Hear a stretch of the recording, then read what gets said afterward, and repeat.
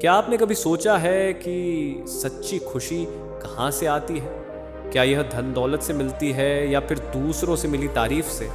आइए आज की इस छोटी सी कहानी में हम बुद्ध के ज्ञान से प्रेरणा लेते हैं। एक बार की बात है, भगवान बुद्ध एक गांव में गए। गांव के लोग उनके ज्ञान से इतने प्रभावित हुए कि उन्होंने बुद्ध से विनती की, हे भगवान, हमें यह बताइए कि सच्ची खुशी कैसे पाई जा सकती है।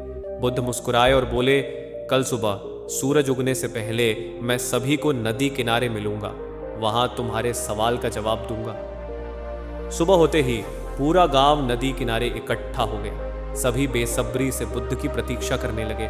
थोड़ी देर में बुद्ध आए। उन्होंने गांव वालों से कहा, सच्ची खुशी का जवाब पाने के लिए सबसे पहले यह बताओ कि तुम अपने जीवन में सबसे ज्यादा किस चीज को पकड़ कर बैठे हो।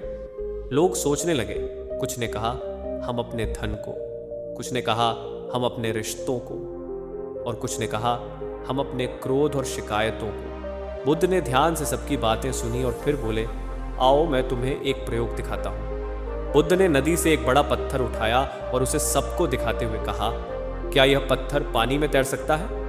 लोगों ने उत्तर दिया, नहीं, यह डूब जाएगा। बुद्ध ने पत्थर को नदी में फेंक दिया। जैसे ही पत्थर डूबा, बुद्ध ने कहा, देखो, यही तुम्हारी जिंदगी का हाल है। तुम भी इस पत्थर की तरह हो।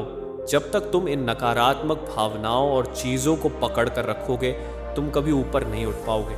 गांव वाले समझ गए कि बुद्ध क्या कहना चाहते थे। बुद्ध ने आगे कहा, खुशी तब मिलती है जब तुम अपने जीवन में उन चीजों को छोड़ देते हो जो तुम्हें नीचे खींच रही हैं। अपना क्रोध छोड़ो, अपनी शिकायतें छोड़ो और दूसरों से उम्मीद करना छोड़ो।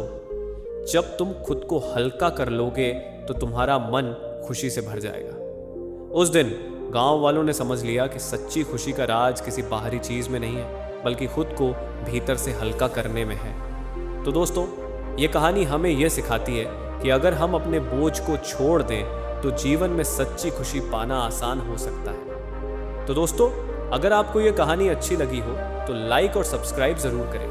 और हाँ, हमें कमेंट में बताइए कि आपको सच्ची खुशी पाने के लिए क्या छोड़ने की जरूरत है। इस वीडियो को पूरा देखने के लिए आपका धन्यवाद।